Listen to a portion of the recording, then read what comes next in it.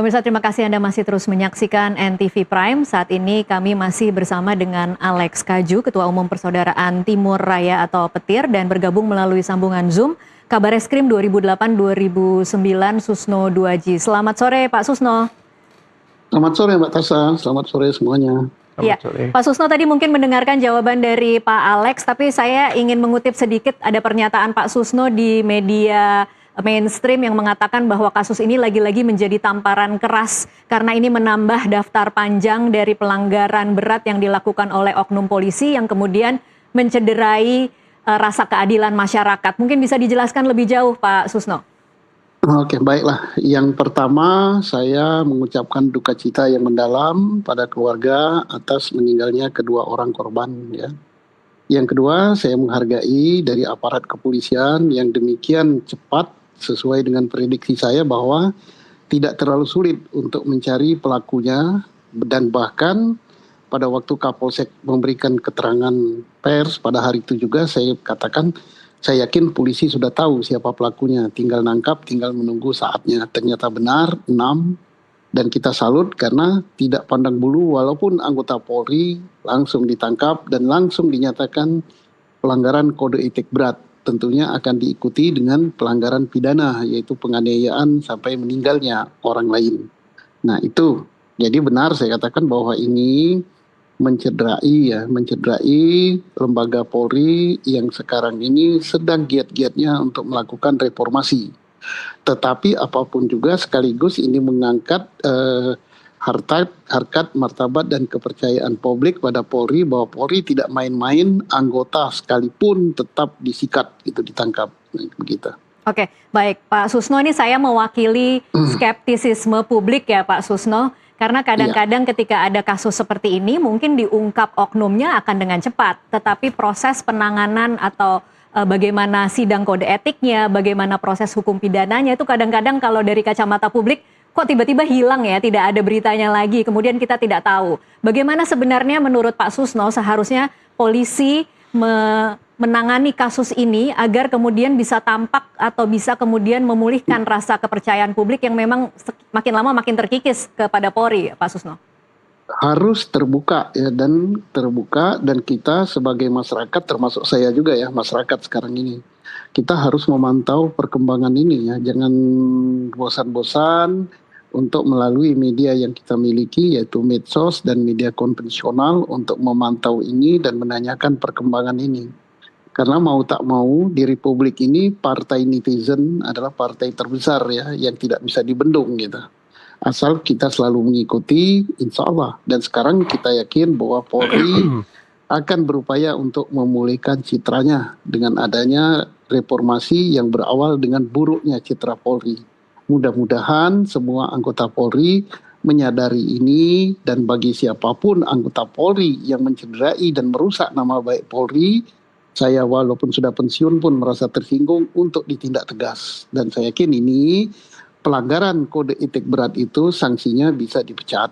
Dan yang kedua, pelanggaran pidana yang menyebabkan meninggalnya orang lain, entah itu kena penganiayaan berat, entah apa, itu pasti hukumannya sangat-sangat berat. Gitu. Oke, baik. Secara konkret Pak Susno, ini kan kadang-kadang kita menunggu sidang kode etik, menunggu proses pidananya mungkin butuh waktu lama, tetapi kan harusnya ada semacam bentuk pengawasan atau penindakan internal yang bisa lebih cepat dilakukan. Menurut Pak Susno harusnya idealnya seperti apa? Penyidangan atau sidang kode etik tidak terlalu lama ya, putusannya bisa cepat ya. Kita sudah lihat beberapa waktu lalu, yaitu kasus 25 Agustus itu cepat sekali ya, hanya berapa hari hitungannya langsung divonis untuk kode etik pelanggaran berat, langsung dipecat. Dan mudah-mudahan hal ini karena sangat mencederai nama baik Polri, kita harapkan tidak lama-lama ya, mungkin 1 minggu sudah ada putusan dipecat, tinggal nanti putusan pidana. Nah kalau putusan pidana itu tidak tergantung pada Polri saja, Polri bisa cepat menyidiknya, tapi tergantung pada jaksa, tergantung pada pengadilan. Ada 2 lembaga lagi yang menentukan cepat apa tidak putusan pidana, begitu. Oke, Pak Susno tadi kalau mendengar jawaban dari Pak Alex, teman-teman di Petir tuh rasanya tidak cukup puas dengan pengenaan pasal 170. Mereka merasa bahwa ada unsur perencanaan dalam kasus ini. Menurut Pak Susno seperti apa? Semuanya harus dibuktikan. Boleh saja kita berprasangka dan sangat bagus kalau petir punya anggapan gitu, ajukan saja buktinya kepada penyidik gitu ya. Jadi nggak usah takut, nggak usah segan. Saya yakin Polri sekarang sudah berubah gitu. Asal petir mempunyai bukti-buktinya, saya termasuk salah satu di antara yang mendukung gitu ya.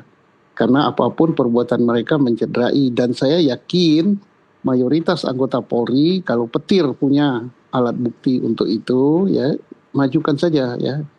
Jangan segan-segan gitu. Oke, Pak Alex mungkin mau menambahkan atau kembali menyambung tadi bagaimana kronologis kejadian yang diceritakan oleh teman-teman yang selamat pada saat kejadian. Baik, untuk pertama mungkin saya mau menyambung dulu rangkaian dari kejadian itu. Setelah yang dua orang korban ini, yang meninggal ini, Yanto dan Miklon ini nyampe, baru Miklon turun, motornya langsung dicabut kunci kontaknya sama oknum polisi ini. Nah, yang dua orang ini sudah menjauh. Oke. Dia menjauh.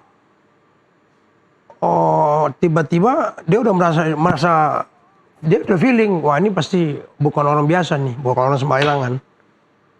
Dia mundur. Nah, itulah dua orang ini almarhum ini langsung diseret, dibawa ke dalam, ditaruh di belakang gerobak itu. Langsung mereka bantai di situ.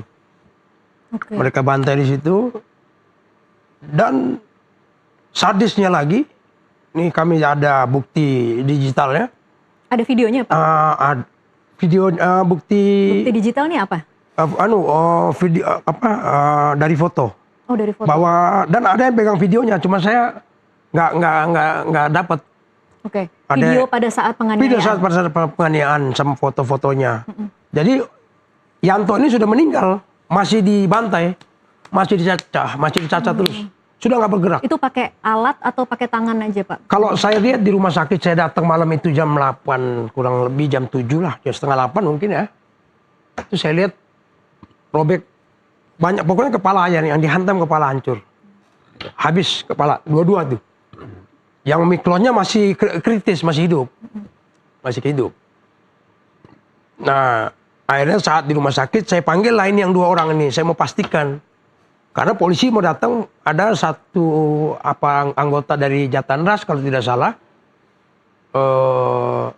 mau mengambil saksi 4 orang. Ini saksi apa? Katanya dari saudara-saudara dari ini. Oh, nggak bisa, saya bilang. Saya tahan, saya bilang nggak bisa. Saksi apa? Kami ini korban. Saudara kami ini korban. Siapa saksi mana yang Anda membawa? Nggak Pak, kami diperintahkan. Oh, ntar dulu, saya bilang. Mana yang selamat mana? Saya ketua umum petir. Jadi ini anggota saya, saudara saya. Saya mau tanya dulu. Saya masuklah ke dalam ruangan UGD itu. Duduk sama dia berdua. Karena saya nggak bawa handphone saya taruh di luar. Saya videoin, dokumentasiin. Jadi saya duduk di situ, ngobrol sama dia, kiri kanan saya tanya. Gimana ceritanya? Dia ceritalah, bla bla bla bla bla bla. Ya, sampai seperti itulah ceritanya tadi tuh. Karena kami merasa janggal. Tidak mungkin orang sipil begini. Tidak mungkin orang biasa. Pasti anggota. Karena mereka sudah lacak, sudah tahu sebenarnya anggota itu dari mana. Dan bahkan sempat ada rumor yang beredar. Ya. Ini anggota dari TNI. Karena tidak bisa dikenali pada waktu itu. Tidak bisa dikenali ya? Saat itu. Katanya dari TNI. Dua orang ini akhirnya sudah diperiksa polisi atau belum, Pak? Justru yang satu sudah. Yang satu ini kemarin dia merasa trauma seperti kayaknya. Dia menghindar kemarin. Saya suruh salah satu pengacara di Petir, Ade Rodok, namanya Rodok. Saya bilang suruh panggil dia, nanti suruh temukan sama saya, nanti kita dampingin ke Polda. Nah dia trauma. Saya bilang nggak usah takut, handphone udah dimatiin, nggak bisa dihubungin. Yang satu yang selamat ini. Tapi masih di Jakarta ya Pak? Insya Allah masih di Jakarta. Mungkin entah di mana ini, kita belum tahu keberadaannya, nanti saya cari tahu. Mungkin setelah acara ini nanti saya coba telusuri, biar terang benderang ini kasus. Tapi dua orang ini sama sekali tidak diapa-apakan oleh? Tidak diapa-apakan, karena tadi kalau mereka bertahan di situ, empat-empatnya selesai itu. Oke. Mereka sempat lari kan, motor mereka masih aman. motor mereka masih aman. Dan ada satu cerita, lupa harusnya dari awal tadi. Waktu dibawa ke gerobak ini, belakang gerobak TKP tempat terjadian pembunuhan ini,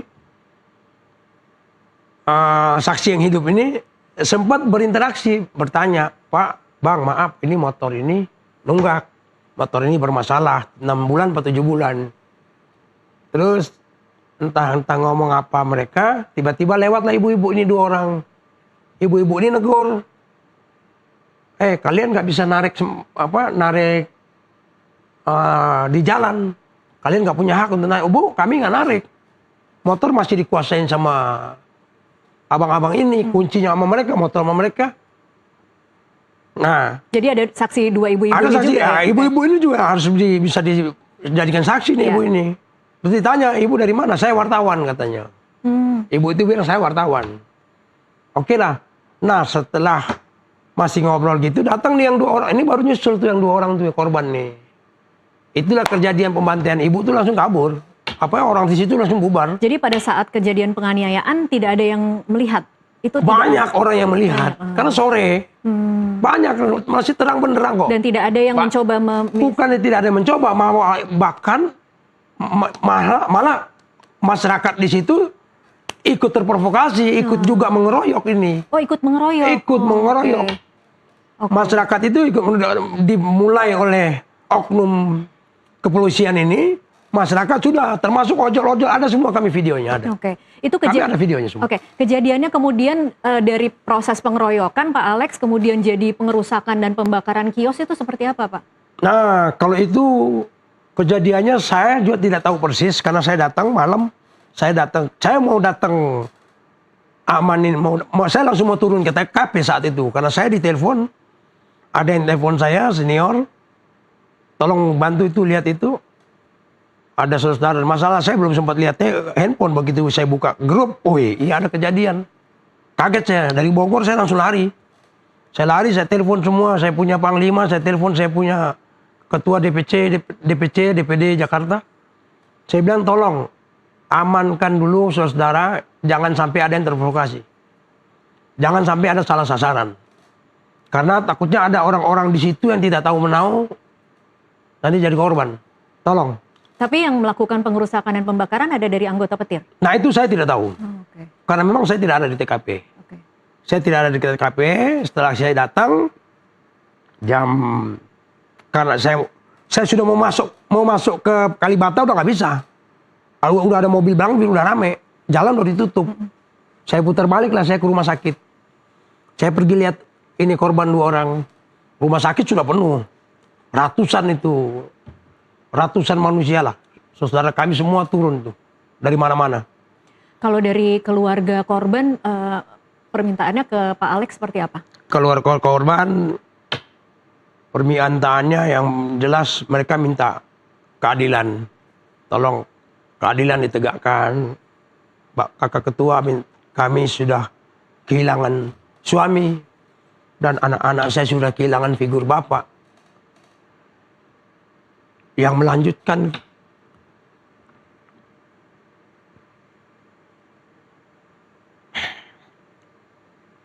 siapa yang akan melanjutkan nasib anak-anak kami ini. Saya terenyuh di situ tuh. Saya sedih. Saya bilang ya sudah, kalian sabar, nanti saya sebagai ketua umum petir Persaudaraan Timur Raya yang ada di rumah adat ini, saya akan berusaha semampu saya nanti. Saya akan berkoordinasikan dengan aparat kepolisian. Alhamdulillah kita bisa masuk, kita bisa tembus. Insya Allah nanti mungkin hari Rabu. Karena kemarin buru-buru alasannya. Masalah pasal itu tadi yang penerapannya 170 itu. Kami bersikeras ke 340, ke 338. Junto 1170. Oh, 170 ke 338 ya? Ya, kita minta 340. 340, oke. Kita minta 340. Oke. Kita minta 340. Terus alasan dari aparat kepolisian, mohon bersabar, Bang, nanti kita hari Rabu akan ada sidang kode etik. Kode etik ya. Dan PTDH kalau nggak salah ya kemarin ya. Kalau saya nggak lupa saya mana, kalau nggak salah sidang kode etik dan pemecatan ini PTDH itu.